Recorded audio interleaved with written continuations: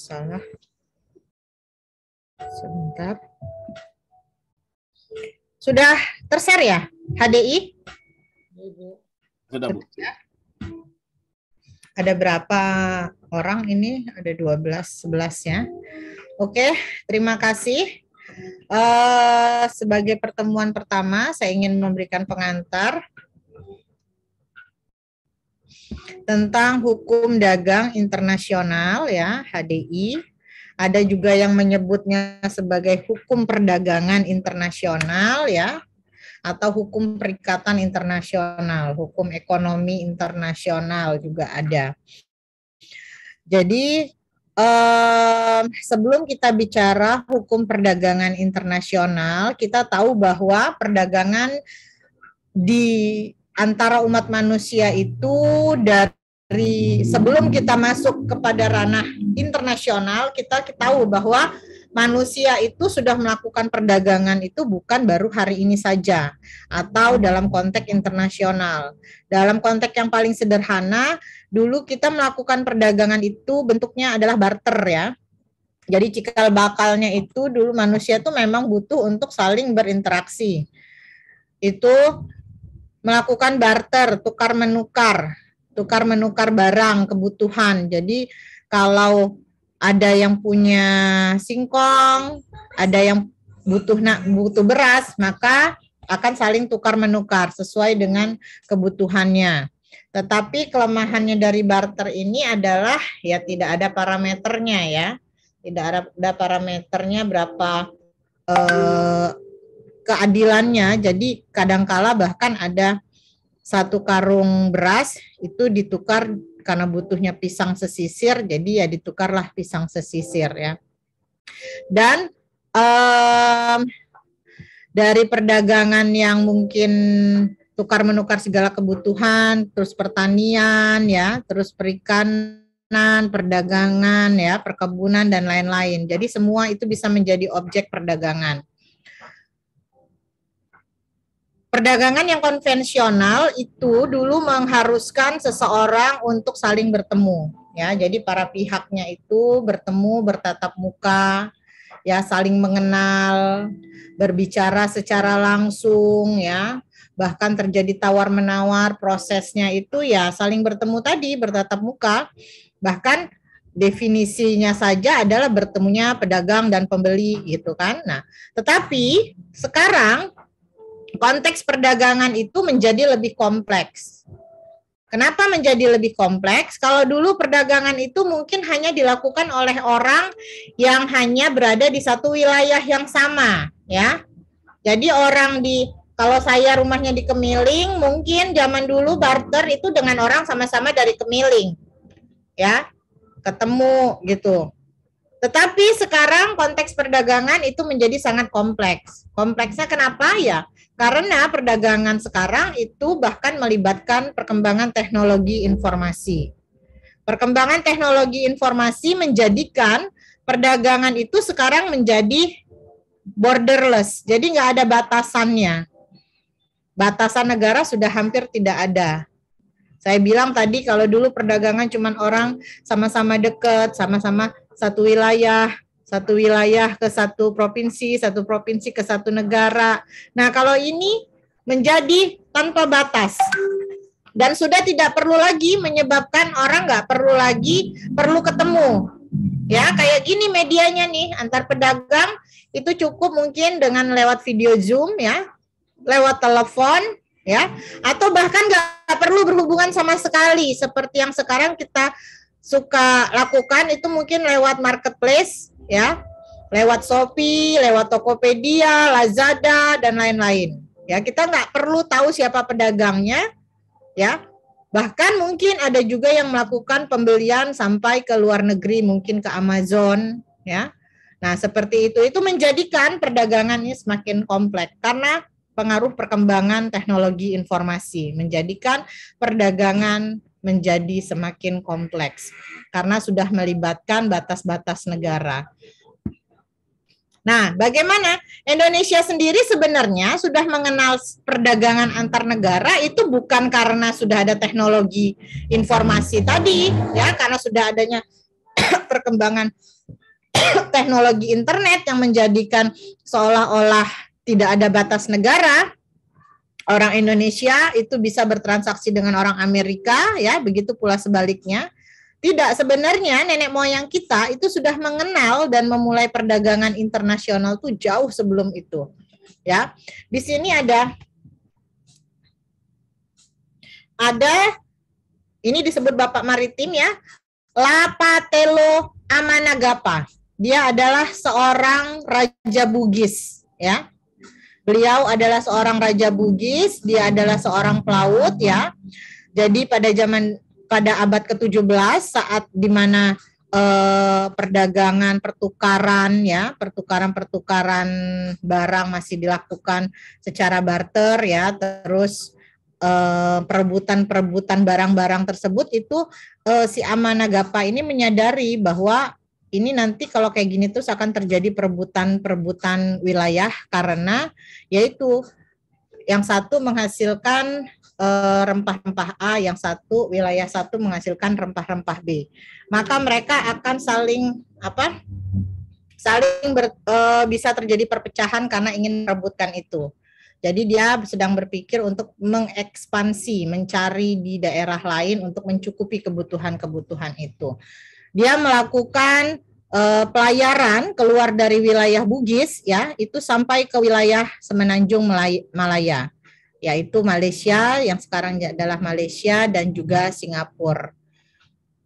Nah, bahkan Amanagapa ini ya, dia sampai membuat sebuah kitab yang disebut dengan kitab maritim ya, judulnya itu adalah Ade Alopi Loping Bicarana Pak Balu Balue ya, yang artinya adalah kitab etika pelayaran dan perdagangan ya. Karena itu untuk menunjukkan betapa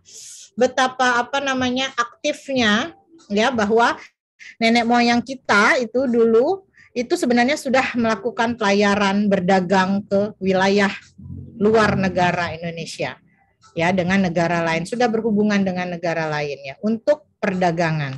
Ini jadi sebenarnya sudah bukan hal yang baru. Kalau di awal tadi saya bilang ini menjadi kompleks sejak adanya teknologi ya, seolah-olah terkesan bahwa perdagangan internasional itu dimulai sejak adanya teknologi. Itu sebenarnya tidak. Jauh sebelum dikenalnya teknologi ya, nenek moyang kita sudah memulai perdagangan internasional itu. Lalu esensinya, jadi esensi dari perdagangan internasional itu sebenarnya dasar filosofisnya adalah karena fundamental freedom ya, adanya sebuah kebebasan fundamental, di mana di dalam prinsip kebebasan fundamental ini bahwa suatu perdagangan itu tidak boleh dibatasi oleh karena perbedaan agama, suku, kepercayaan, politik, sistemik hukum, dan lain-lain. Jadi bahwa setiap orang itu boleh berdagang, setiap negara boleh berdagang, karena ada prinsip dari kebebasan fundamental ini. Nah, hal ini sesuai dan sebagaimana ditegaskan di dalam Charter of Economic Rights and Duties of States ya, yang menyatakan bahwa every state has the right to engage in international trade. Piagam hak-hak dan kewajiban negara ini menyatakan secara tegas bahwa setiap negara itu punya hak untuk melakukan perdagangan internasional. Ya, jadi perdagangan internasional itu oleh oleh konvensi internasional itu dilindungi ya, dengan ketentuan-ketentuan yang nanti kita lihat. Jadi esensi dari perdagangan internasional ini dimulai ya tadi karena fundamental of freedom tadi. Nah, sebenarnya apa sih itu perdagangan internasional? Beberapa teori itu bisa sangat gampang lah kita temukan ya di dalam literatur ya tentang apa itu perdagangan internasional. Tapi kita ambil sedikit saja. Ini ada Vincent Smith-Hoff ini harusnya. Vincent Smith-Hoff. Ya, Vincent Smith-Hoff pada tahun 96 di depan Dewan Keamanan PBB ya. Beliau mengatakan bahwa The body of rules governing commercial relationship of a private laws nature involving different nation. Jadi perdagangan internasional itu menurut Smith-Hobbs ini adalah sekumpulan aturan yang mengatur hubungan komersial yang sifatnya hukum perdata. Jadi hanya sesuatu yang sifatnya perdata saja. Aturan-aturan tersebut mengatur transaksi yang berbeda negara. Nah, berbeda negara di sini bukan berarti bahwa perdagangan internasional itu cuma bisa dilakukan negara dengan negara, tetapi bisa juga melibatkan individu dengan negara, badan hukum negara A dengan negara B, tetapi melibatkan negara, tetapi bukan berarti harus negara dengan negara, sifat dari keprivatan itu. Lalu Smith-Hobbs juga mengatakan bahwa bidang hukum dagang internasional di sini beliau tegaskan ada beberapa, kurang lebih ada 7 bidang. Jadi disebut perdagangan internasional itu adalah jual beli dagang internasional, surat berharga. Ini semua dalam ranahnya privat, bukan publik. Ya, jadi tidak ada yang mengarah ke publik, ini adalah sifatnya semuanya private. Lalu ada hak milik industri, ada arbitrase komersial. Nah, di sini beliau mengatakan bahwa ya di dalam perdagangan internasional itu membuka kemungkinan penyelesaian sengketanya itu adalah melalui arbitrase komersial. Dan memang arbitrase komersial ini di dalam bisnis internasional ini memang merupakan sebuah sarana penyelesaian, alternatif penyelesaian sengketa yang dianggap paling cocok, ya. Ada yang tahu nggak sih arbitrase itu apa? Atau ada yang belum tahu arbitrase itu apa? Pak siapa? Made? Pak Made? Ya, Bu. Tahu arbitrase itu apa, Pak? Penyelesaian perkara perdata di luar pengadilan, Bu. Di luar pengadilan. Iya, Bu. Ya, konsepnya sudah tepat. Memang alternatif penyelesaian sengketa di luar pengadilan. Tetapi kalau begitu apa bedanya dengan misalnya mediasi, konsiliasi? Ada kekhususan yang lain nggak kira-kira?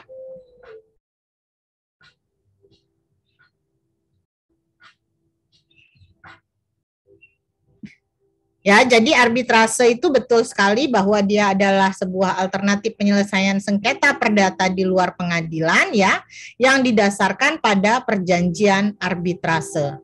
Jadi harus ada perjanjian arbitrasenya, itu wajib.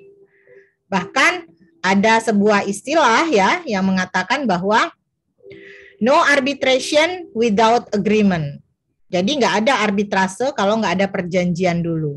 Jadi harus dijanjikan terlebih dahulu di dalam kontrak tersebut, di dalam kontrak internasionalnya, yang menyatakan bahwa nanti sarana penyelesaian sengketanya itu yang dipilih adalah arbitrase. Ya, jadi memang benar arbitrase adalah alternatif penyelesaian sengketa di luar pengadilan, tetapi dia mewajibkan adanya tadi perjanjian arbitrase. Lalu selain menurut Smith-Hobbs, lalu ada menurut Rafiqul Islam. Rafiqul Islam ini adalah orang Bangladesh, tetapi beliau adalah seorang aristokrat, dosen ya, pengajar di Macquarie University Australia. Yes. Macquarie University Australia. Beliau itu mengatakan bahwa perdagangan internasional tuh adalah sebagai hukum perdagangan dan keuangan sebagai kumpulan aturan, prinsip, norma, dan praktek yang menciptakan suatu pengaturan untuk transaksi perdagangan transnasional dan sistem pembayarannya. Rafiqul Islam menekankan di sini dari definisinya keterkaitan antara perdagangan internasional itu dengan hubungan keuangan ya, financial relationship. Lalu sini ada juga menurut Hercules Boysen ya. Kalau Boysen ini dia tidak memberikan definisi terhadap apa itu yang disebut dengan HDI. ya, hukum perdagangan internasional. Dia tidak memberikan definisi. Kenapa? Karena menurutnya HDI itu adalah sesuatu yang sangat kompleks. Namun demikian, Boysen memberikan beberapa karakteristik dari HDI, yaitu bahwa menurut Boysen HDI itu merupakan satu cabang khusus dari hukum internasional. Jadi ini yang sempat kalau di level S1, HDI ini ada di mata kuliahnya perdata. Bukan di mata kuliahnya pilihan hukum internasional. Hukum internasional itu juga punya HDI. Jadinya di dalam SKS mahasiswa itu ada 2 HDI. Kenapa begitu? Ya karena waktu itu PJ-nya kebetulan adalah Profesor Gede, ya Profesor Gede menganggap bahwa HDI karena ada keperdataannya itu harusnya ada di perdata. Sementara menurut orang hukum internasional ini tuh banyak unsur-unsur internasionalnya. Kalau Prof Gede menganggap ya ini karena banyak unsur perdatanya, walaupun dia ada unsur internasionalnya, tapi dia bersifat keperdataan.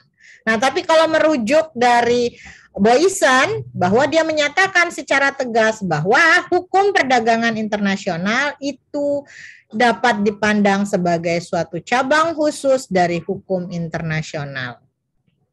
Gitu. Lalu dia juga mengatakan bahwa hukum perdagangan internasional adalah aturan-aturan internasional yang berlaku terhadap perdagangan barang, jasa, dan perlindungan atas hak kekayaan intelektual. Atas haki. Haki ini untuk tadi yang baru mata kuliah haki ya, kita melenceng sedikit. Ini di sini masih ejaan lama ya. Jadi istilah yang akronim yang tepat saat ini itu bukan haki ya. Kalau nanti mungkin ada yang ingin menulis tentang hak kekayaan intelektual, tesisnya. Jadi bukan haki ya, ini salah ya, keliru. Tetapi seharusnya HKI. Jadi tidak ada A-nya, tidak ada hak atas kekayaan intelektual, tetapi hak kekayaan intelektual saja.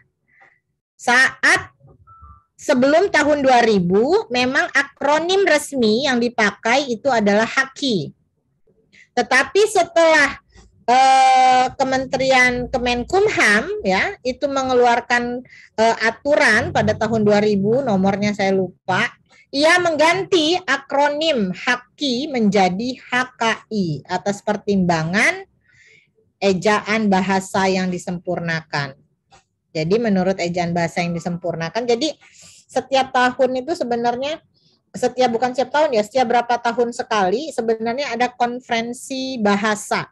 Ya, jadi para ahli bahasa itu setiap 4 tahun sekali sepertinya itu bertemu dan berkumpul untuk menetapkan bahasa-bahasa baru, misalnya istilah-istilah baru, ya bahkan pandangan-pandangan baru tentang kebahasaan bahasa Indonesia. Nah, jadi pada tahun 2000 itu menurut ejaan bahasa Indonesia yang disempurnakan yang terbaru bahwa penggunaan kata sambung seperti kayak gini, hak atas kekayaan intelektual itu tidak IYD.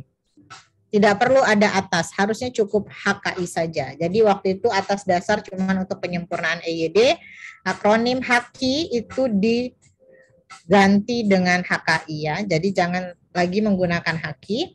Nah, jadi menurutnya Boysen bahwa hukum perdagangan internasional itu mencakup perdagangan barang, jasa, dan perlindungan atas hak kekayaan intelektual. Dia juga menekankan bahwa dalam hukum perdagangan internasional, negara itu bukan pelaku utamanya. Negara di sini hanya bersifat sebagai regulator. Ya, jadi negara dalam perdagangan internasional itu tidak mewajibkan harus ada negara di dalamnya. Jadi nggak harus disebut perdagangan internasional kalau kita transaksinya kerjasamanya sama negara. Tapi bisa saja orang Amerika itu transaksi bisnis dengan orang Indonesia, itu sudah menjadi perdagangan internasional. Jadi tidak wajib hubungannya tadi dengan negara Amerika, tetapi dengan warga negaranya pun itu bisa menjadi kontrak perdagangan internasional. Ya. Dan dia juga menekankan bahwa dari sini hubungan perdagangan itu adalah sebagai sebuah hubungan yang bersifat private, sama seperti tadi Bishop ya, Smith-Hope yang menyatakan bahwa itu ranahnya adalah ranah private bukan publik. Nah, dari definisi-definisi tadi, lalu apa sih gitu kan yang disebut dengan HDI? Nah, kalau secara garis besar, HDI itu adalah perdagangan yang dilakukan oleh penduduk suatu negara dengan penduduk negara lain. Tuh. Dari sini kan jelas sekali ya bahwa tidak ada kewajiban perdagangan internasional itu mewajibkan adanya negara di dalamnya. Ya. Tetapi memang harus dilakukan oleh konteks dua kewarganegaraan yang berbeda. Lalu penduduk yang dimaksud itu bisa berupa perorangan, ya, individu, bisa juga individu dengan pemerintahnya atau negara dengan negara. Jadi negara Indonesia kerjasama dengan negara Singapura atau pemerintah negara Indonesia bekerja sama dengan perusahaan Amerika. Nah, terus mengapa sih ada yang namanya itu HDI? Ini karena faktor alam. Kita sadar bahwa potensi setiap negara, setiap wilayah itu berbeda-beda, ya, faktor iklim, ya, faktor tanah, terus faktor curah hujan, ya, itu menjadikan potensi yang dimiliki oleh negara tersebut juga menjadi berbeda-beda. Sehingga diperlukan adanya sebuah kerjasama untuk saling mencukupi kebutuhan dari tiap-tiap negara. Kalau dulu kita ingat negara kita dijajah itu karena apa? Karena rempah-rempahnya. Kenapa? Karena rempah-rempah itu tidak ada di negara-negara Eropa yang beriklim dingin. Mereka tidak mencari emas, mereka mencari rempah-rempah, tapi saat itu rempah-rempah jauh lebih berharga daripada emas. Karena potensi alamnya yang berbeda. Sehingga mendorong bangsa-bangsa yang merasa butuh itu melakukan perdagangan, melakukan kerjasama. Kalau saat ini sih dengan kerjasama. Kalau dulu ya mungkin tadinya niatnya menjadi kerjasama, tapi ujung-ujungnya terlena juga ya. Akhirnya inginnya menguasai ya. Lalu yang kedua adalah untuk memenuhi kebutuhan barang dan jasa dalam negeri.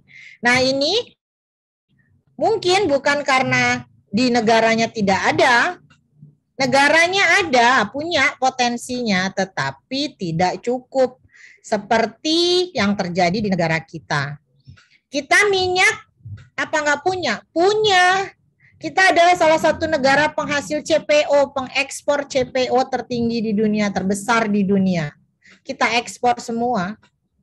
Tetapi minyaknya kita beli, kita ngimpor. Bawang putih kita impor. Garam, negara yang luas sepertiga kita ini adalah lautan, kita impor. Makanya saya ngebaca tadi malam itu di Detik, katanya Presiden Jokowi marah. Kenapa? Ngomongin kok negara kita ini bodoh banget apa ya? Kok apa-apa semuanya itu ngimpor, semuanya ngimpor, semuanya ngimpor. Ya memang iya, bukannya kita bodoh sih sebenarnya. Memang nggak ada ini sih, willingness-nya nggak ada ya. Mungkin dari pemangku kebijakan emang sengaja dibikin begitu ya. Biar kitanya nggak mandiri-mandiri. Jadi biar kita ngimpor-ngimpor terus, jadi ya para pemainnya itu ya tetap ini. Ya sebenarnya itu adalah semua ulah-ulahnya dari ya para pemain ekonomi itu. Jadi kenapa ada perdagangan internasional? Satu, karena faktor alam, potensi alam setiap wilayah itu berbeda, setiap negara berbeda. Kedua, karena untuk memenuhi kebutuhan barang dan jasa dalam negeri ya, sehingga perlu dilakukanlah kerjasama, apakah itu ekspor, apakah itu impor. Lalu juga karena mungkin ada kelebihan di dalam negaranya, terus untuk membantu pendapatan negara tersebut, jadi dia melakukan ekspor hasilnya kepada negara lain. Lalu adanya perbedaan kemampuan penguasaan ilmu, pengetahuan, dan teknologi. Inilah yang terjadi contohnya dalam kasusnya PT Freeport ya. Nggak hanya Freeport sebenarnya ya. Berpuluh-puluh tahun Indonesia dengan raw materialnya itu selalu dikirim ke luar negeri ya dengan harga yang lebih murah. Tanah di Freeport itu untuk timah ya dijualnya dengan harga murah ya, namanya cuma jual tanah, dikeruk, dijual, dibawa dengan kapal lalu dibawa ke Amerika. Di Amerika disuling tanahnya, ternyata isinya bukan cuma timah, isinya ada emas, ada tembaga dan lain-lain ternyata di dalamnya, tapi ngebelinya cuma timah, cuma emas doang, tapi di dalamnya ternyata ada banyak material. Ya, udah gitu dibawa lagi masuk ke Indonesia, sudah bentuknya sudah bukan biji-biji lagi, sudah jadi kalau emas benar, kalau tembaga sudah tembaga batangan, dijual lagi ke Indonesia mahal berkali lipat. Seperti itulah yang terjadi terus-menerus ya. Karena apa? Tidak adanya transfer of knowledge. Ya. Di dalam kontraknya juga memang sudah diatur seperti itu sehingga tidak ada kewajiban transfer of knowledge. Jadinya kita selama berpuluh-puluh tahun kita terus dipecundangi ya, jadi negara ya yang cuman ya secara kekayaan alam Indonesia nggak ada kurangnya. Tetapi sumber daya manusianya yaitu yang nggak bisa mengolah ya. Lalu adanya kelebihan produk dalam negeri sehingga perlu pasar baru untuk menjual produk tersebut ya. Sama tadi karena untuk meningkatkan pendapatan suatu negara karena kelebihan ya. Tetapi kalau dalam produk kita kebanyakan bukan karena kita lebih ya. Kita belum lebih, kita belum kelebihan minyak tapi udah kita ekspor. Ya, karena apa? Karena mau meningkatkan pendapatan negara. Akhirnya lupa kalau kebutuhan dalam negeri itu belum cukup. Ya sudah, kalau belum cukup nanti bisa atur sama pejabat lain untuk ngatur ekspornya. Dapat deal politiknya seperti itu. Lalu adanya perbedaan keadaan seperti sumber daya alam, iklim, ini tadi ya karena potensi alamnya yang berbeda menyebabkan hasil produksinya tentu juga akan berbeda. Adanya kesamaan selera terhadap suatu barang juga itu bisa menimbulkan alasan terjadinya perdagangan. Lalu keinginan membuka kerjasama, hubungan politik dan dukungan dari negara lain. Sebagai masyarakat sosial tentu setiap negara itu tidak bisa hidup tanpa negara lain. Harus bekerja sama. Bahkan negara mana sih yang paling tertutup di dunia saat ini? Ada nggak negara yang paling tertutup di dunia yang nggak punya kerjasama dengan orang lain? Korea Utara ya. Ternyata tidak. Korea Utara yang kita tahu adalah sebagai negara yang paling protektif ya, yang paling menghindari dunia luar. Ternyata dia juga punya kerjasama dengan negara lain. Dengan negara apa? Cina, dengan Rusia, dengan Asia Tenggara, Korea Utara juga menjalin kerjasama. Dengan Thailand, Thailand itu ya Bangkok ya, Thailand, Filipina, ya mereka menjalin kerjasama dengan beberapa negara Afrika. Cuman ya memang tidak kuantitasnya tidak sebanyak mungkin dengan negara-negara yang tidak tertutup. Tetapi artinya ini menunjukkan bahwa setiap negara itu tidak bisa hidup sendiri, pasti membutuhkan negara lain. Ya, cuman mau seterbuka apa. Nah, Korea Utara itu yang kita anggap sebagai negara yang paling tertutup, ternyata pun dia menjalin kerjasama, tapi mungkin pilih-pilih. Bahkan kalau sekarang itu Korea Utara itu bahkan ada paket wisata ke Korea Utara ya.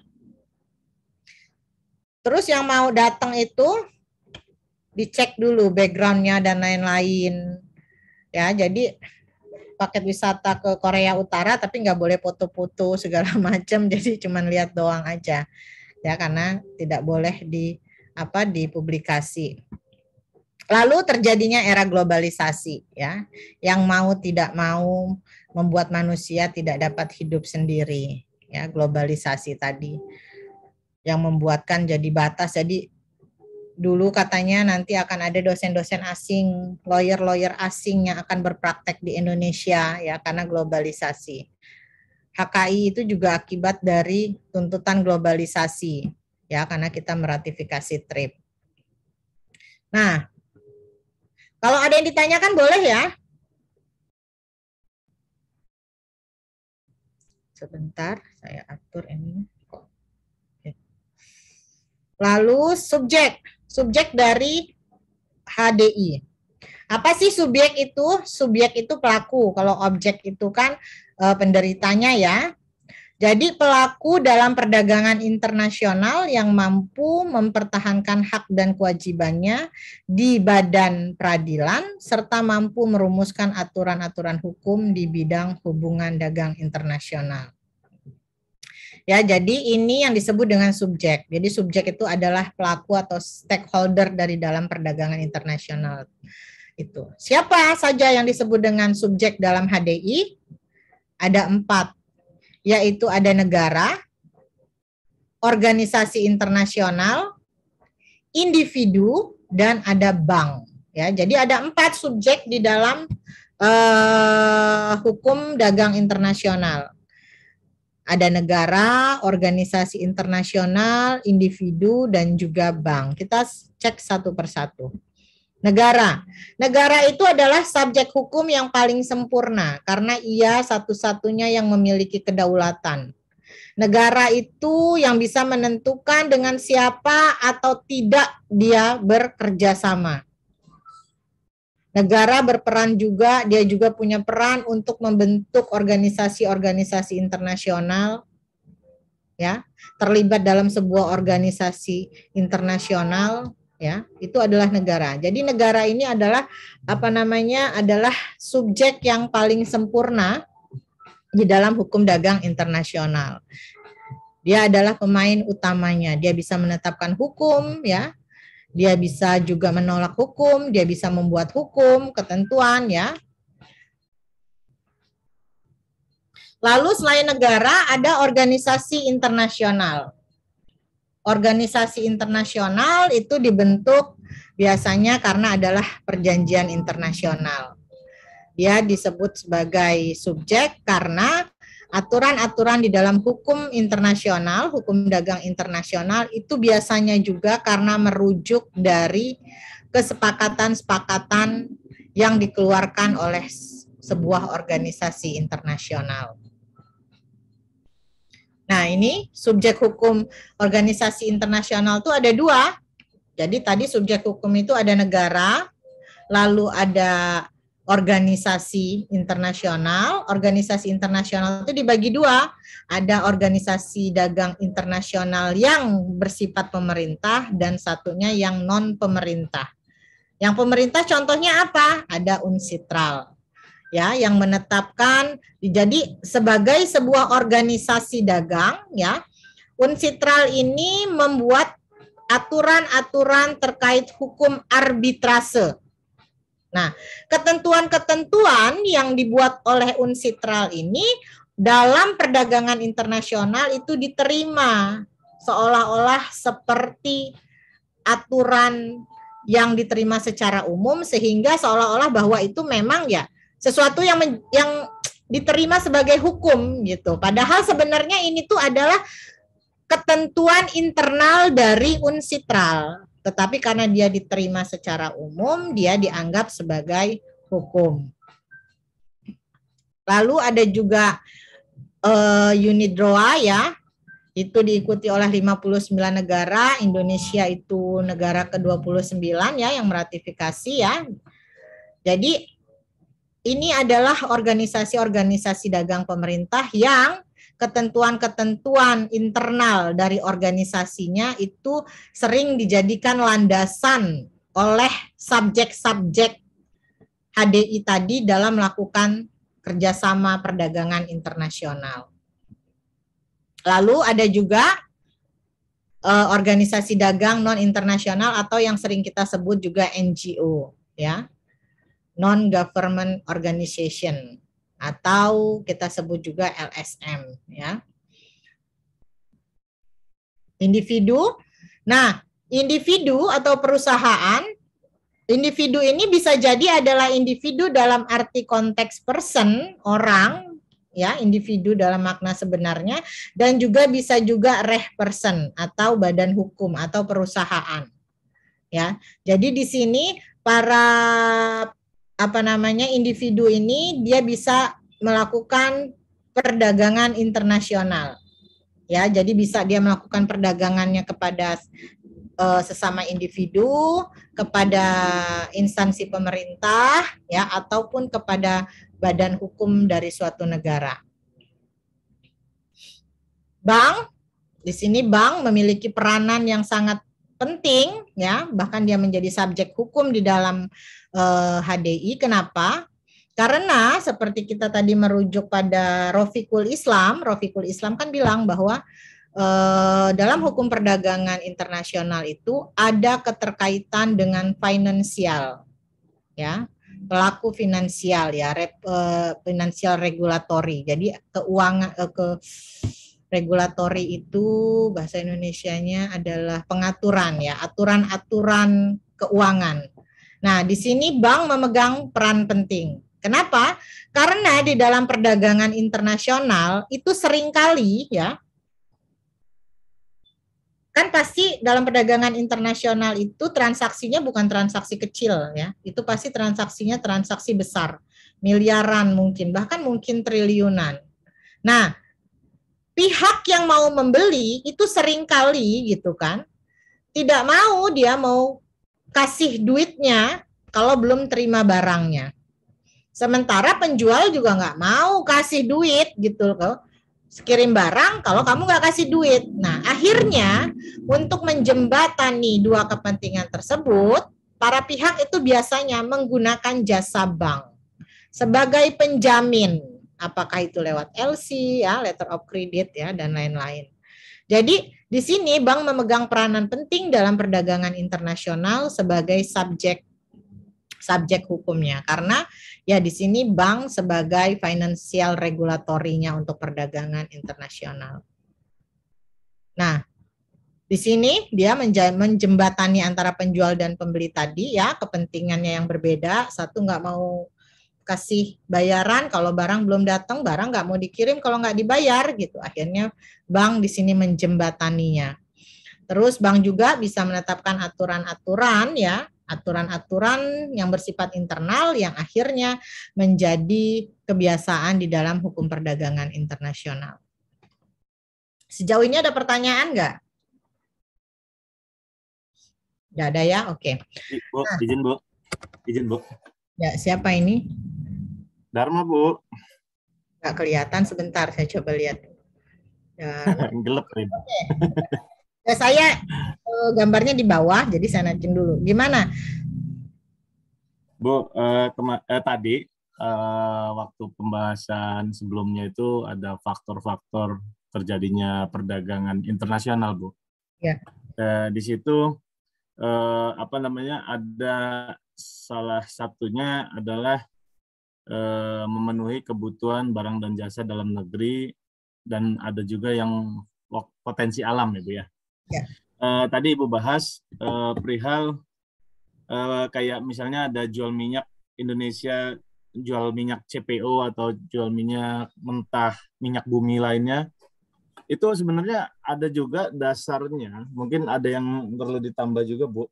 Ada juga kalau saya pernah ngobrol dengan teman-teman yang biasa bergerak dengan di bidang perminyakan, itu Indonesia jual itu cuma mau nyari margin. Indonesia itu mau nyari margin. Kayak contoh, Indonesia menjual minyak ke negara-negara kaya, ke negara-negara kaya dengan kualitas terbaiknya, harganya tentu lebih tinggi. Padahal untuk di dalam negeri harusnya itu bisa dipakai. Misalnya bensin yang dengan RON-nya misalnya 94, itu harusnya sudah bisa di sini bensin. bisa dipakai untuk dalam negeri, namun dijual ke luar negeri dengan harga yang sangat tinggi. Kemudian Indonesia mengambil pilihan untuk membeli bensin yang berasal dari Afrika. Kalau nggak salah waktu itu harga di Afrika menjual ke Indonesia lebih murah dengan mutu yang lebih rendah daripada yang punya Indonesia. Di situ ada selisih, Bu. Ada selisih yang ternyata selisihnya itu digunakan untuk operasional Indonesia, bangsa Indonesia gitu. Untuk operasional pemerintahan. Jadi seperti itu, Bu. Jadi memang bukan semata-mata untuk memenuhi kebutuhan di luar negeri atau ada yang di luar negeri butuh kita jual, bukan itu. Ternyata Indonesia itu dalam negerinya butuh untuk uang cash itu, Bu. Mungkin itu bisa menjadi tambahan, Bu. Oh ya, ini mungkin tadi faktor ketiga kan ada keinginan untuk memperoleh keuntungan dan meningkatkan pendapatan negara. Jadi ya itu, selain mungkin untuk memenuhi kebutuhan barang dalam negeri, juga perdagangan ini kan sifatnya bukan akumulatif ya, bukan kumulatif, tetapi ini hanya bisa jadi suatu transaksi perdagangan A ini faktornya karena faktor nomor 2, bisa juga yang kontrak B ini karena yang ketiga gitu. Tapi artinya dari keterangan, kalau dari penjelasan Mas, saya malah jadi cukup miris ya kayak gitu. Memang benar bahwa ternyata kita itu sebagai penduduk masyarakat Indonesia, kita cuman kebagian yang jelek-jeleknya aja ya. Sama kayak dalam industri perikanan ya, yang baiknya ikan tuna itu dikirimnya ke Jepang ya. Kita kebagiannya ya ikan-ikan tongkol yang kecil-kecil gitu ya. Itu saja sudah alhamdulillah kan ya kita. Tetapi yang kelas-kelas satunya ya gimana nggak menggiurkan ya kalau cuman satu ikan di Jepang itu bisa dihargai, kalau ikan tuna sirip biru gitu kan ya, itu bisa sampai ratusan juta ya. Kalau di sini ya cuman berapa kiloan, hitungannya kiloan gitu kan ya. Wajar saja, sehingga itu menjadi sebuah motif ya gitu. Tidak disalahkan juga, cuman ya apa benar penjelasannya tadi ya, mungkin itu pengetahuan teman-temannya bahwa margin itu digunakan untuk teknis ya untuk rakyat Indonesia ya. Nah, saya malah jadi sanksi dengan statement yang itu. Saya sanksi dengan itu, jangan-jangan itu mah untuk kepentingan. Nah, saya tuh negatif ya sama pemerintah ya. Jangan-jangan itu digunakan untuk ya para taipan itulah, pemain-pemain di atas itu untuk kepentingan itu. Cuman ke masyarakatnya mungkin dari 100% keuntungan tadi margin yang didapat ya mungkin kembali ke masyarakat cuma 10% cukup lah ya. Sisanya ya kepada siapa ya itu. Tapi ya itulah realitanya ya Mas ya. Terima kasih ya Mas ya, membuat saya semakin sedih dengan negaraku. Saya sedih, kakak saya itu, keluarga saya itu petani perkebunan sawit ya. Tetapi begitu sawitnya banyak, bahkan sampai dibuang-buang karena nggak ada harga ya. Begitu sawitnya tinggi, itu sawitnya nggak ada, jadi kayak sengaja sekali ya. Memang ya namanya kalau barang melimpah pasti harganya akan turun gitu ya. Tetapi kan harusnya perilaku seperti itu kan sudah terjadi terus-menerus. Harusnya pemerintah itu punya kebijakan ya untuk menghandle gitu. Jadi jangan terlalu siklusnya seperti itu. Begitu barang ada, harganya itu kayak lebih baik nggak usah dijual karena sakit hati, nggak balik modal. Tapi begitu barangnya nggak ada, harganya tinggi sampai orang pada maling-maling sawit, jadi curhat kan, jadi maling-maling sawit tetangga segala macam seperti itu. Ya begitulah. Tambah lagi ini fenomena minyak nih. Kemarin teman saya bilang sebelum Lebaran ini nanti setelah minyak siap-siap katanya gula gitu. Jadi dia langsung borong gula. Dia langsung borong gula kan. Jadi siap-siap tuh. Ya siap-siap kata saya, enggak cuman gula nih nanti naik. Lihat aja telur naik juga karena pada bikin kue kan gitu. Daging katanya juga sudah naik 5-10 ribu gitu kan. Ya seperti itulah memang mau diapakan. Kita belajar teorinya saja ya Mas ya. Teorinya ya seperti ini bahwa perdagangan itu ya eksis, perdagangan internasional, pemainnya itu adalah subjeknya ya ada negara, organisasi internasional, individu, dan ada bank. Itu teorinya.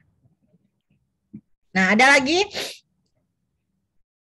Nah, teori selanjutnya ya. Jadi saya bicaranya teori. Makanya kemarin itu Perdata itu mengadakan bukan workshop ya, kuliah umum. Itu temanya tentang praktik arbitrase. Yang kita panggil semuanya arbiter. Ya kenapa? Saya bilang kan. Karena kebetulan saya moderatornya.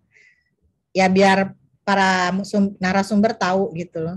Dasar kami bikin ini kuliah umum kenapa Pak? Karena kami kan dosen cuma ngajarin teori. Nah, kami mau tahu sebenarnya di luar teori prakteknya gimana. Makanya kami adakan ini dengan judul praktek perkembangan prakteknya. Dan dari pemaparan para narasumber, ya benar.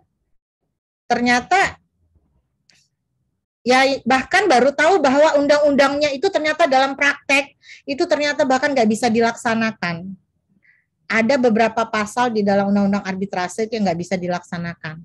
Ketahuannya ya karena orang praktek gitu. Saya menjelaskan saja secara teori gitu kan. Pasal segini mengatakan begini, begini, begini. Tapi begitu ketemu praktisi yang ngomong ya ternyata nggak bisa implementatif gitu. Ada tabrakan-tabrakan, nggak begitu gitu. Jadi ya itulah yang perlunya adanya revisi seperti itu ya. Nah ini kita lanjut ke teori ya. Saya jadi menekankan ini teori loh ya gitu kan. Karena saya bukan pemain dagang internasional. Nah ini kalau menurut teorinya, jadi perdagangan internasional tadi itu terjadi berdasarkan prinsip-prinsip yang ada di dalam hukum internasional. Nah, prinsip apa saja itu? Nah, menurut Alexander Goldstein, sebenarnya ada 3. Ya, jadi di sini ada saya plus, karena ini bukan yang prinsip keempat, ini bukan pernyataannya Goldstein ya, ini cuma tambahan saja. Jadi menurut Alexander ini bahwa prinsip dagang internasional itu ada 3, yaitu kebebasan berkontrak, prinsip pacta sunt servanda, prinsip penyelesaian sengketa melalui arbitrase, dan prinsip kebebasan komunikasi. Apa itu? Coba kita lihat. Nah, prinsip kebebasan berkontrak. Ini adalah sebuah prinsip universal di dalam kontrak. Yang sebenarnya bukan cuman merupakan prinsip dari perdagangan internasional ya. BW kita juga menganut sistem ini, prinsip ini. Jadi di dalam prinsip nasional kita, dalam hukum kontrak kita juga, dalam hukum perjanjian kita, hukum perikatan kita, KUH Perdata kita juga menganut prinsip ini, yaitu prinsip kebebasan berkontrak yang ada di dalam pasal 1338 BW ya. Jadi setiap orang itu diberikan hak ya, para pihak itu boleh melakukan, boleh menyatakan apapun di dalam kontraknya, meskipun ada batasan-batasannya ya. Jadi prinsip kebebasan berkontrak ini juga dikenal di dalam perdagangan internasional, menjadi prinsip yang pertama. Lalu yang kedua, nah di sini bebas untuk mengadakan perjanjian ya, jadi dia bebas untuk mengadakan perjanjian. Jadi nggak boleh diatur-atur bahwa Indonesia cuma boleh mengadakan perjanjian dengan negara ini ya. Jadi terserah aja, terserah para negara-negara tersebut mau melakukan apa, dengan siapa, apa yang mau dilakukan, diobjekkan, dan syarat-syaratnya juga. Tetapi kebebasan ini tadi, kebebasan berkontrak, dibatasi oleh undang-undang, oleh kepentingan umum, oleh kesusilaan, kesopanan, dan lain-lain yang ditetapkan oleh masing-masing negara. Jadi setiap negara punya aturan-aturan yang beda tentang ini. Lalu ada prinsip pacta sunt servanda. Ya, jadi pacta sunt servanda ini juga sama, masih pasal 1338 di BW kita juga menganut ini. Ya, jadi sunt servanda itu jadi bahwa perjanjian ya, perjanjian itu mengikat sebagai undang-undang bagi para pihak. Jadi yang buat kontrak, ya A dan B buat kontrak, maka isi kontrak itu adalah undang-undang bagi para pihak, sehingga mereka berkewajiban untuk mentaati, ya, melaksanakan isi perjanjian tersebut.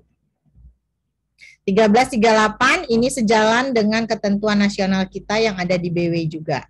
Jadi tadi ketentuan internasional itu sudah sejalan dengan ketentuan kita, ada kebebasan berkontrak, ada fakta sunt servanda, lalu penyelesaian secara arbitrase. Nah, kenapa arbitrase ini menjadi, tapi ada syarat ya dalam penyelesaian sengketa arbitrase ini hanya dapat dilakukan oleh negara-negara yang sudah meratifikasi Konvensi New York 58 ya. Jadi kenapa arbitrase ini menjadi sebuah prinsip? Karena arbitrase itu dia membebaskan para subjek hukum tadi, terutama para pihak, misalnya ada pengusaha A dari negara Amerika, pengusaha B dari negara Indonesia, itu melakukan kontrak dagang. Lalu selisihlah mereka. Mereka tidak perlu menggunakan sistem hukum Indonesia, tidak perlu menggunakan sistem Amerika. Mereka bisa bertemu di tengah lewat arbitrase. Jadi mereka bisa memilih, yuk kita selesain lewat hukumnya, misalnya ICC. ICC itu adalah kamar dagangnya Inggris, ya, atau arbitrasenya Inggris. Maka yang digunakan adalah sistem ketentuannya dari ICC-nya Inggris. Jadi dia mengesampingkan undang-undang dari masing-masing pihak. Jadi prinsip arbitrase ini disukai oleh para pelaku bisnis ya internasional. Kenapa? Karena boleh memilih mana kira-kira aturan-aturan yang menguntungkan buat kedua belah pihak ya. Sistem arbitrase. Kalau nggak pakai arbitrase, kalau lewat pengadilan, maka ya harus terikat dengan ketentuan di mana pengadilan tersebut berada. Kalau arbitrase itu bebas. Lalu di sini ada yang keempat, tambahannya adalah prinsip dasar kebebasan komunikasi. Ya, prinsip ini disebut adalah prinsip kebebasan komunikasi atau navigasi ini ya. Bebas berkomunikasi tidak boleh dibatasi oleh sistem ekonomi, politik, atau sistem hukum. Jadi kerjasama internasional itu mewajibkan adanya kebebasan dalam berkomunikasi. Tidak boleh dilarang oleh orang lain. Kecuali ya dalam kondisi kayak sekarang ya. Seperti yang dilakukan oleh mungkin Amerika ya terhadap Rusia ya. Yang menutup kayak siapa itu si yang nama anaknya susah banget itu, lupa sih. Siapa sih? Yang kayak Mark Zuckerberg, siapa satunya? Yang dia katanya mau bikin negara. Siapa? Elon Musk. Bukan. Iya, bukan. Iya, dia punya Tesla ya? Ya, Elon Musk yang punya, yang anaknya namanya nggak pakai huruf Latin, ada huruf-huruf apa namanya Romawinya. Ya, Romawi gitu itu ya. Nah itu kan dia memutus ya, dia memutus komunikasi ya, satelitnya itu di stop untuk biar tidak bisa di Rusia. Jadi di Rusia nggak bisa yang namanya lihat YouTube dan lain-lain, di ban sama ini. Nah ini kan sebenarnya tidak boleh. Ya, dalam konteks kerjasama internasional ya, yang dia bilang bahwa yang lucunya siapa tadi namanya Mas? Ini yang orang itu? Elon Musk. Elon Musk dah. Kok kayaknya sulit banget sih? Elon Musk kok. Iya Elon Musk. Elon Musk, sorry Elon Musk. Nah, iya Elon Musk. Nah si Elon Musk itu bahkan yang lucunya dia nantangin Putin untuk adu ya, dia menantang Putin untuk one by one dengan dia ya, maksudnya tarung gitu ya, karena si Putin kan pemegang sabuk ini ya, tertinggi apa sih, ungu ya, bukan hitam ya, di atas hitam ada lagi ya, nggak tahu ya, karate gitu. Jadi dia menantang Putin untuk berkelahi, nanti hadiahnya apa coba, siapa yang menang kalau Putin menang terus nanti dikasih Ukraina. Kok lucu ya? kamu ribut sama saya, kita taruhan, terus taruhannya rumah tetangga kamu gitu kan. Dasar orang gila itu ya, si Elon Musk itu. Kebanyakan ini sih ide spektakuler. Ya, jadi itu ya. Jadi dalam perdagangan itu tidak diperbolehkan. Dalam perdagangan internasional tidak boleh ada larangan-larangan. Jadi harus ada kebebasan dalam berkomunikasi. Lalu sumber hukumnya, sumber hukum perdagangan internasional itu ada perjanjian internasional, sudah pasti ya, hukum kebiasaan internasional, prinsip hukum umum, lalu putusan-putusan pengadilan. Ini adalah sumber-sumber dari perdagangan internasional. Ya, kenapa? Karena hukum internasional itu kan bukan kayak negara ya, kan tadi dibilang ya bahwa perdagangan internasional ini kan karena perdagangan yang terjadi antara dua pihak ya dengan negara yang berbeda ya, apakah itu individu, apakah itu sebuah perusahaan, apakah itu sebuah negara ya.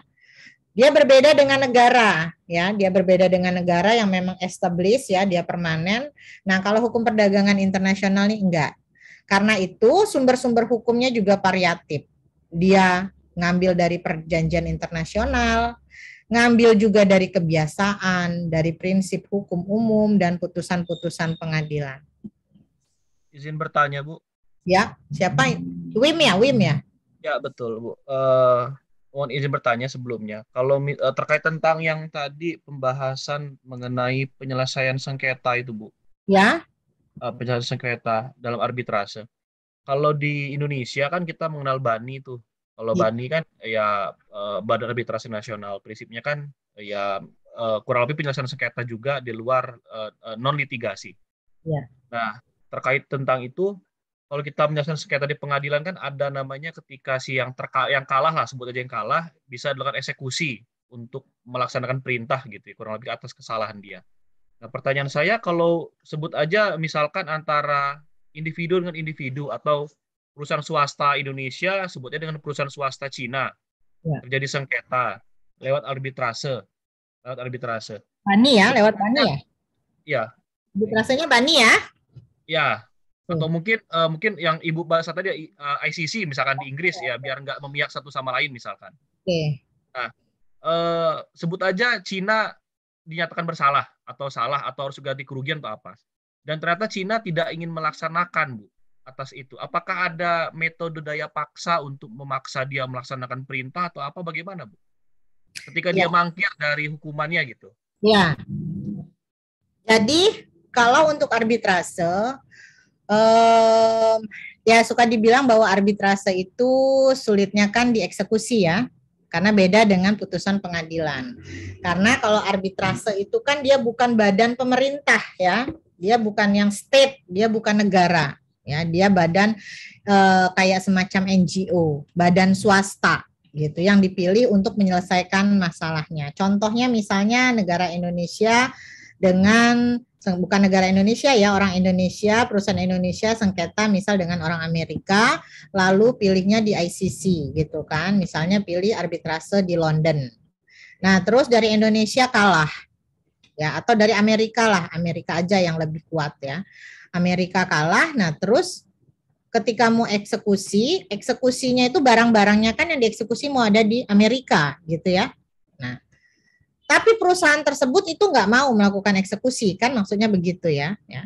Nah, kalau misalnya di Amerika, jadi segini Mas, memang definisinya arbitrase itu kan penyelesaian sengketa di luar pengadilan, ya. Kesannya seolah-olah meniadakan peran dari pengadilan ya.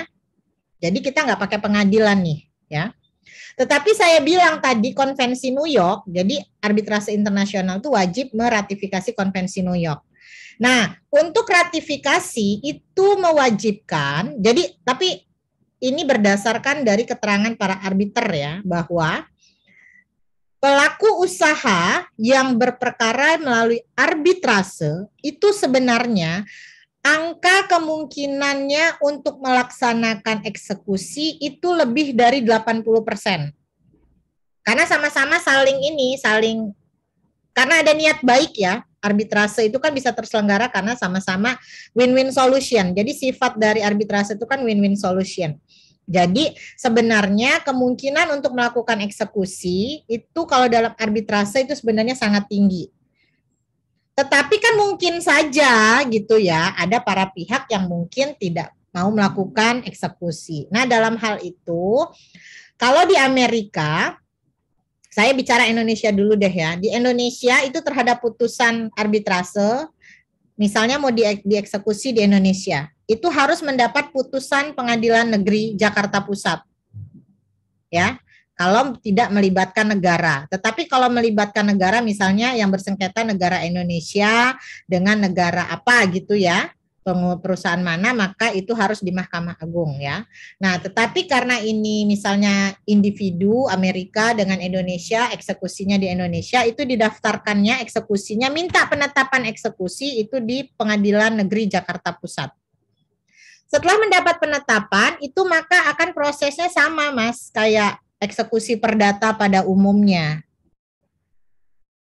Seperti itu. Jadi dia akan mendapat bantuan alat negara kalau seandainya tidak bisa dilakukan eksekusi secara sukarela. Maka alat negara, kepolisian, kepanitraan akan turun semua untuk melakukan eksekusinya. Dan saya sangat berkeyakinan kalau itu sampai terjadi di Amerika, itu bahkan mungkin akan lebih mudah. Kenapa? Karena mereka begitu dapat penetapan dari pengadilan pasti lebih taat hukum gitu ya, karena di sana sistem hukumnya kan sudah sangat bekerja dengan baik ya.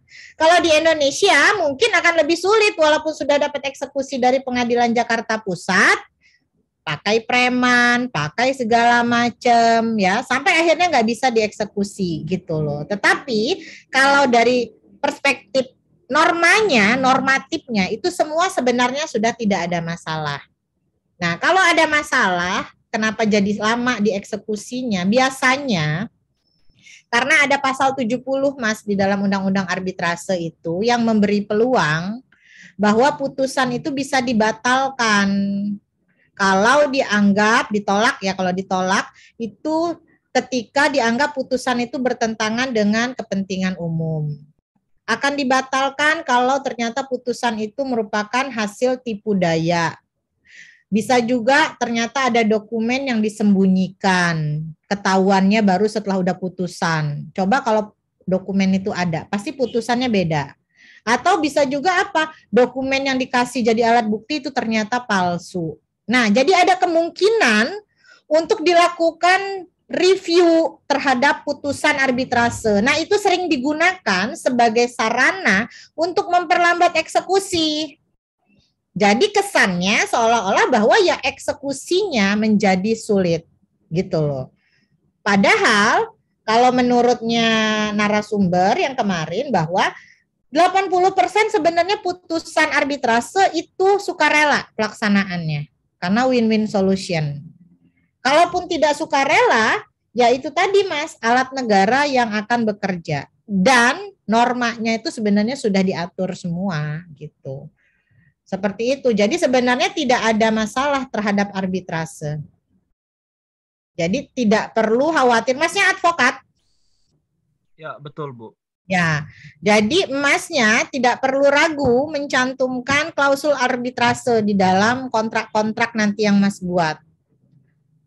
Ya, jadi arbitrase itu kan kalau di dalam undang-undang judulnya perjanjian arbitrase gitu ya. Kesannya perjanjian. Tetapi jangan diartikan bahwa itu kesannya di dalam ada satu kontrak terus bikin perjanjian baru tentang arbitrase. Enggak. Jadi itu cuman klausul aja, di klausul penyelesaian sengketanya memilih arbitrase, terus tidak memilih pengadilan negeri ya, jangan ditulis ya. Kalau sudah arbitrase aja, nggak boleh garing pengadilan negeri, itu nggak boleh. Nah, tetapi arbitrase itu kalau di dalam bisnis itu menurut saya itu pilihan yang paling paling tepat lah kalau buat pelaku bisnis ya. Dan kalau masalah eksekusi tadi, ya kita kan hanya bicaranya statistik. Menurut statistik, 80% dari perkara arbitrase itu sukarela. Kalaupun dia tidak sukarela, sama seperti eksekusi perdata. Kan selanjutnya berjalannya perdata. kan ketika didaftarkan ke pengadilan negeri dia sudah berlaku ketentuan KUH per BW kan, KUH perdata, hukum acaranya, hukum acara eksekusi perdata di Indonesia seperti apa, ya itulah sama kayak seperti putusan pengadilan biasa gitu. Jadi ya sama saja Mas. Jadi cuman bedanya kan kalau dalam arbitrase rahasia para pihak terjaga, terus waktunya terukur, 6 bulan harus sudah putus. Udah gitu kalau di dalam pengadilan kita kan nggak bisa pilih hakim. Kalau di dalam arbitrase kita bisa pilih hakim, bisa pilih arbiter. Terus kalau di dalam pengadilan biasa, misalnya perkaranya perkara perbankan, kita nggak bisa menjamin bahwa hakim kita paham dengan perbankan, ya kan? Pasti semua hakim itu ya meriksa modal dan lain-lain itu di situ semua. Sementara kalau di arbitrase kita bisa milih arbiter kita itu ahli perbankan, sehingga kan penguasaannya lebih ya, lebih menguasai dia. Sehingga kemungkinan untuk mendudukkan posisi perkara menjadi lebih objektif. Gitu, selain ada saksi-saksi. Yang pasti rahasia menjadi terjaga, nama baik tetap terjaga, udah gitu waktu terukur, jumlah biaya juga tidak terlalu besar sebenarnya gitu kan, karena sudah ada apa namanya itu prosentasenya gitu, di bawah 1 miliar 9, berapa persen gitu kan, cuma 90 juta berarti biayanya, di luar advokat ya. Mahal juga ya Mas ya, kalau di pengadilan kan cuma berapa ratus ribu ya. Ya seperti itulah ya.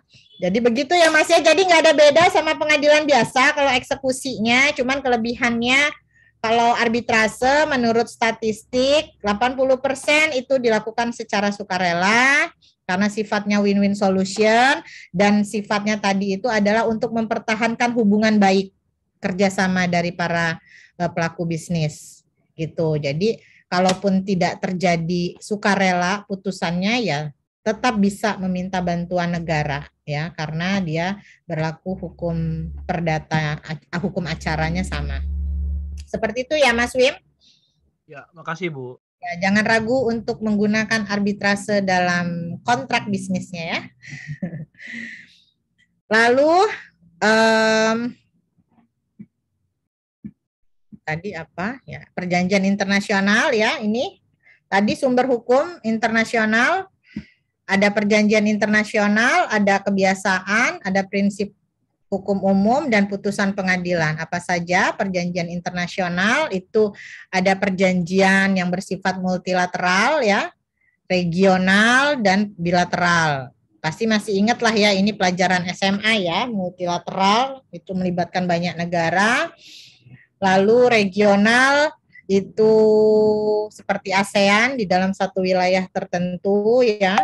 Lalu perjanjian bilateral itu melibatkan 2 negara. Ini perjanjian-perjanjian. Nah, terus perjanjian internasional diratifikasi oleh itu perjanjian-perjanjian tersebut lalu mengikat para pihak yang membuat kesepakatan. Ini ada, nah dipandang dari sudut sumbernya perjanjian internasional itu dibagi menjadi 2. Ada yang namanya treaty contract, ada law making treaty. Kalau treaty contract itu hanya mengikat negara yang mengadakan perjanjian. Contohnya perjanjian ekstradisi, yaitu hanya mengikat para negara Indonesia melakukan ekstradisi dengan negara Korea. Ya, maka hanya mengikat perjanjian itu Indonesia dan Korea. Nah, kenapa para koruptor kita itu selalu larinya ke Singapura? Karena Singapura nggak pernah mau punya perjanjian ekstradisi dengan Indonesia ya. Kalau sampai ada, itu ekonomi Singapura itu langsung kolaps ya. Karena ternyata apa namanya itu ekonomi Singapura itu berdiri di atas para taipannya Indonesia yang kabur ya. Lalu sementara kalau law making treaty ini perjanjian yang mengikat banyak pihak sekalipun mereka bukan peserta dari perjanjian tersebut, seperti ini hak asasi manusia, deklarasi hak asasi manusia ya. yang dibuat oleh Dewan Keamanan PBB, sekalipun Indonesia bukan termasuk negara pencetus Deklarasi Hak Asasi Manusia, tetapi Indonesia karena masuk ke dalam PBB sehingga dia menjadi terikat dengan ketentuan-ketentuan di dalam perjanjian ini. Lalu hukum kebiasaan internasional ya, perdagangan internasional lahir karena praktek dari para pedagang yang dilakukan berulang-ulang. Kebiasaan-kebiasaan itu kemudian mengikat menjadi seolah-olah menjadi hukum. Ya. Di sini apa syarat agar kebiasaan tadi custom law itu bisa menjadi hukum dagang internasional? Ya, ini di sini suatu praktek tersebut harus dilakukan berulang-ulang dan diikuti oleh orang lain, oleh pihak lain. Lalu praktek ini diterima sebagai kebiasaan yang mengikat. Sudah jam segini ya.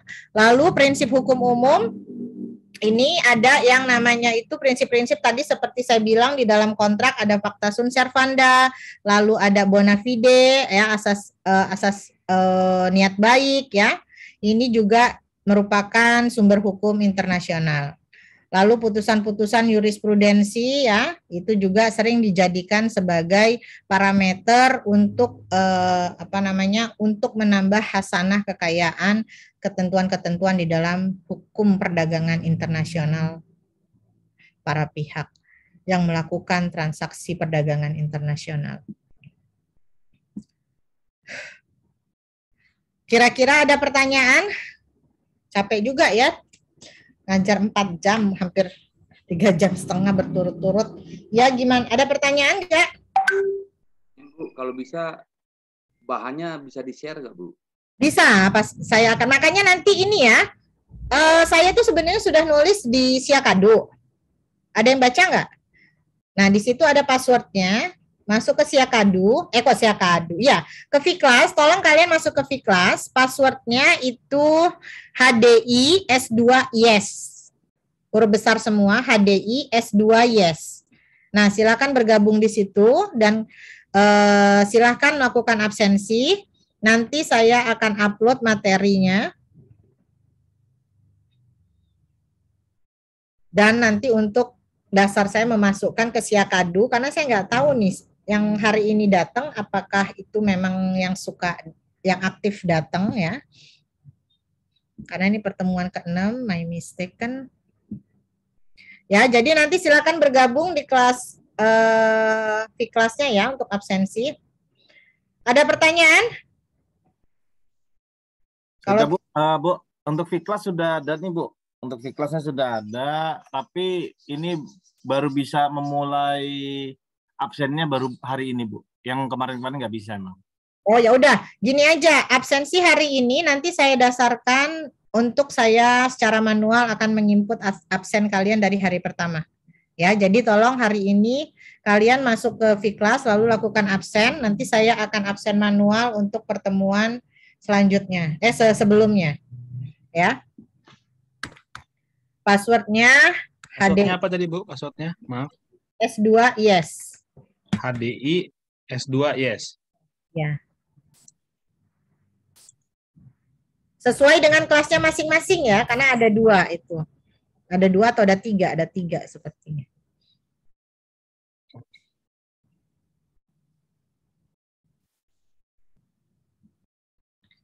Ada pertanyaan lagi? Tidak ada pertanyaan lagi ya, saya pikir saya cukupkan dulu pertemuan kita pada hari ini. Mohon maaf untuk semua tutur kata yang kurang berkenan dan kepada Allah saya mohon ampun. Saya akhiri, wabillahi taufiq wal hidayah. Wassalamualaikum warahmatullahi wabarakatuh and happy weekend ya semuanya. Waalaikumsalam. Thank you Bu. Salam. Happy weekend juga Happy weekend, Ibu. Bu. Ya, assalamualaikum.